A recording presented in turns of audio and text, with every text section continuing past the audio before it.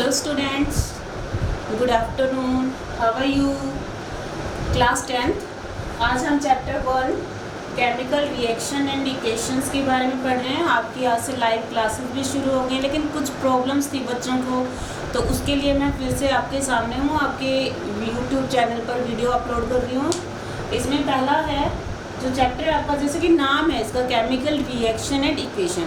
तो सबसे पहले हमें पता होना चाहिए कि what is chemical reactions. Chemical reactions क्या है? तो chemical reaction it is a process in which one or more substances form new substance. मतलब एक या एक से ज़्यादा सब्सटेंसेस जो होंगे वो आपस में रिएक्शन करेंगे, आपस में रिएक्ट करते हैं और एक नया सब्सटेंस बना देते हैं। ठीक है।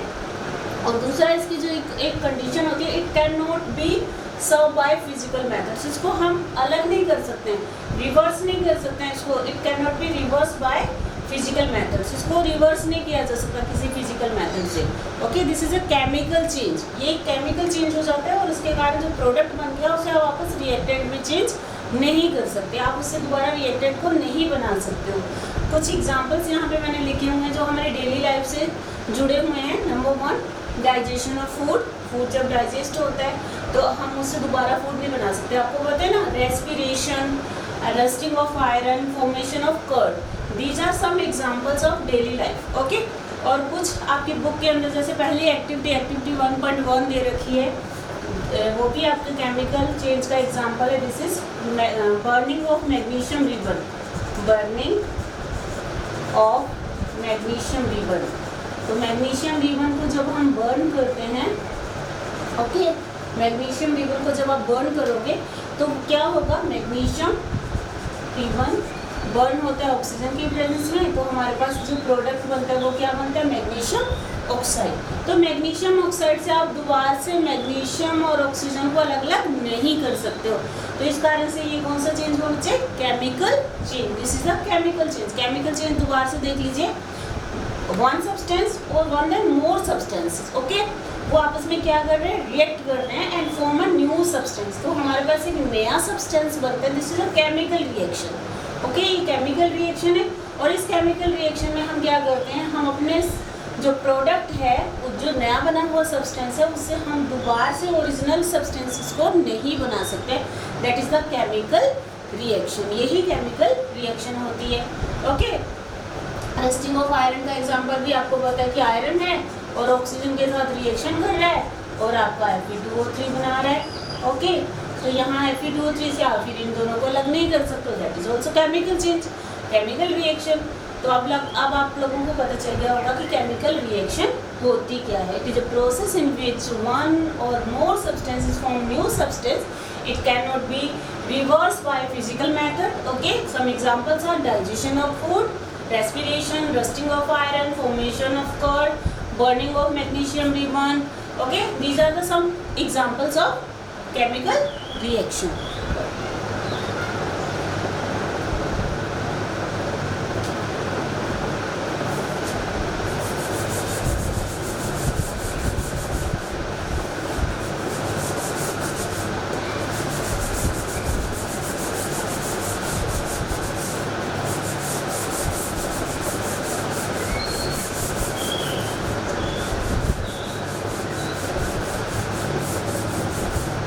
अब होता क्या है कि जो आपकी केमिकल रिएक्शन हो रही है उसके लिए हमारे पास होना क्या चाहिए, एक तो हमारे पास है जो वो है रिएक्टेंट, और जो बन रहा है वो है आपके पास प्रोडक्ट। ओके, ये केमिकल रिएक्शन में होते हैं, reactants and products.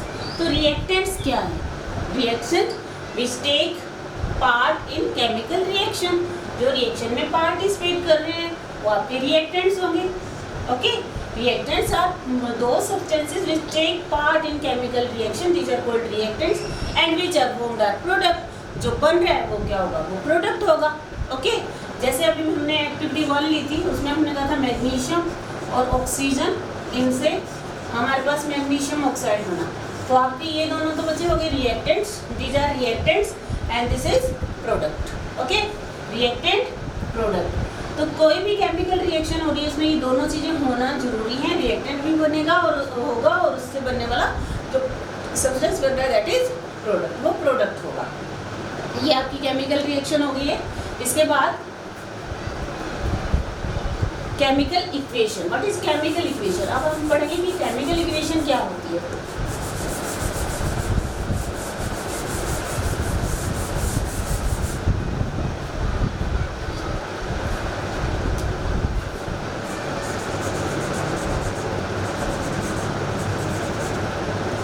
Chemical equation, chemical reaction को जब आप एज ए रिप्रेजेंट करते हैं बाय देयर सिंबल्स, उसके सिंबल के रूप में जब आप उसे रिप्रेजेंट करेंगे दैट इज केमिकल इक्वेशन। किसी रिएक्शन को अब जब आप, जैसे हमने पहली एक्टिविटी आपकी 1.1 एक्टिविटी है आपके चैप्टर की, magnesium ribbon burn in air, okay, and form magnesium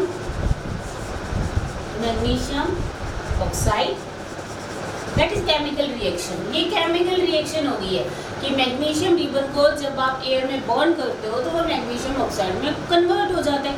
अब इसी रिएक्शन को जब आप एज ए सिंबल, इसके सिंबल के रूप में फॉर्म में रिप्रेजेंट कर दोगे, डोनेट कर दोगे उसको, तो वो क्या बन जाएगी? आपकी केमिकल इक्वेशन बन जाएगी। For example magnesium plus oxygen, air में रिएक्टिव जो गैस होगी दैट इज ऑक्सीजन। एयर लिखा है तो एयर वहाँ पर रिएक्शन नहीं कर रही है। एयर में, एयर क्या है? मिक्सचर ऑफ गैसेज है, लेकिन सबसे ज़्यादा रिएक्टिव कौन सी गैस है वहाँ पर? ऑक्सीजन। तो मैग्नीशियम और बर्न भी कौन सी गैस करती है? वो ऑक्सीजन ही करती है। तो मैग्नीशियम बर्न हो रहा है ऑक्सीजन के साथ and it form magnesium oxide. तो ये क्या बन गया बच्चे? मैग्नीशियम ऑक्साइड फॉर्म हो गया है, मैग्नीशियम ऑक्साइड बन गया। और ये जो रिएक्शन हमने एज ए सिंबल्स डिनोट करी है दैट इज केमिकल इक्वेशन। किसी केमिकल रिएक्शन को जब हम उसकी सिंबल्स की फॉर्म में उसको लिखते हैं तो वो केमिकल इक्वेशन हो जाती है। ओके, अब जो ये इक्वेशन अब आप देख रहे हो यहाँ पर जो नंबर ऑफ एटम्स है रिएक्टेंट्स में और प्रोडक्ट में वो सेम नहीं है। ये रिएक्शन हम कह सकते हैं कि बैलेंस्ड नहीं है। यहाँ पर जो रिएक्टेंट हैं और प्रोडक्ट हैं इनके जो एटम्स हैं वो उनका नंबर डिफर है। तो यहाँ पर जो ये रिएक्शन है इसे हम स्केलेटल रिएक्शन कहते हैं विच इज़ नॉट बैलेंस। जो रिएक्शन बैलेंस नहीं होगी, जो इक्वेशन बैलेंस नहीं होगी that is called skeletal equation. तो इस टाइप की इक्वेशन को क्या बोलेंगे? स्केलेटल इक्वेशन बोलेंगे। तो स्केलेटल इक्वेशन को हम क्या करते हैं? बैलेंस करते हैं। तो अब हमने बैलेंस करना सीखना है कि हम रिएक्शंस को बैलेंस कैसे करते हैं। तो नेक्स्ट टॉपिक जो है हमारा balancing chemical reactions. Chemical reactions को बैलेंस कैसे करना है, how to balance chemical reactions.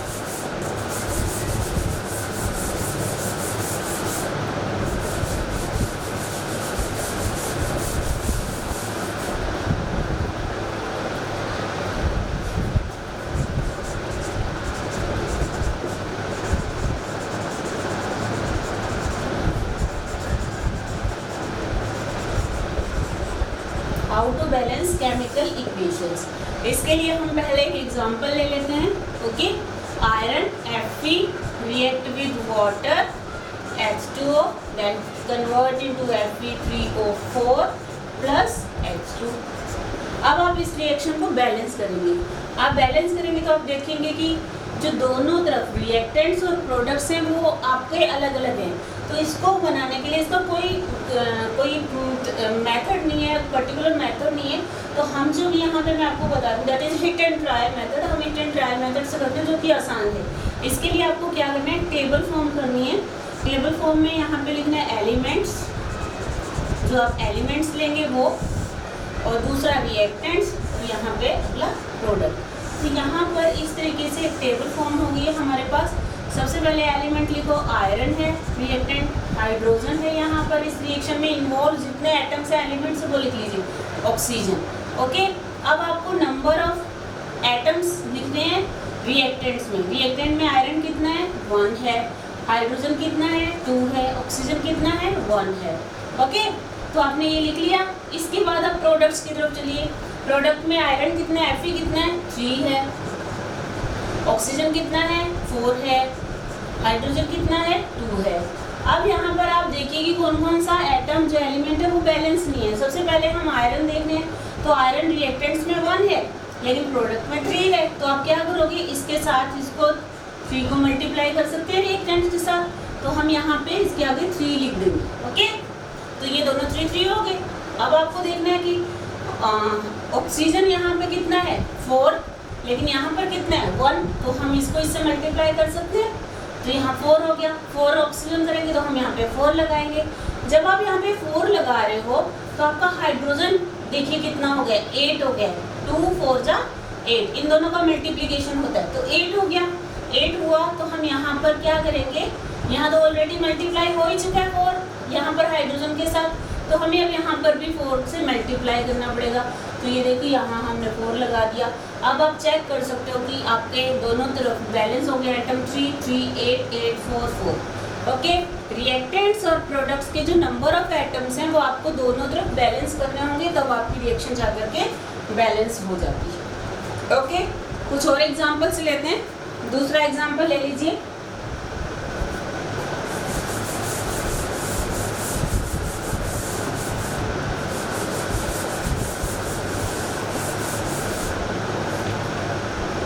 CH4 plus H2O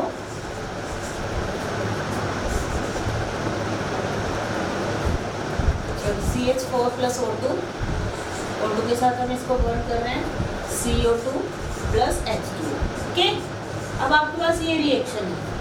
अब आप इस रिएक्शन को बैलेंस कीजिए। सेम वही करना है, पहले आप एलिमेंट्स लिखिए, एलिमेंट्स, फिर आपको रिएक्टेंट्स और यहाँ पर प्रोडक्ट्स लिखने हैं। एलिमेंट कौन कौन से आपके पास, कार्बन, हाइड्रोजन और ऑक्सीजन।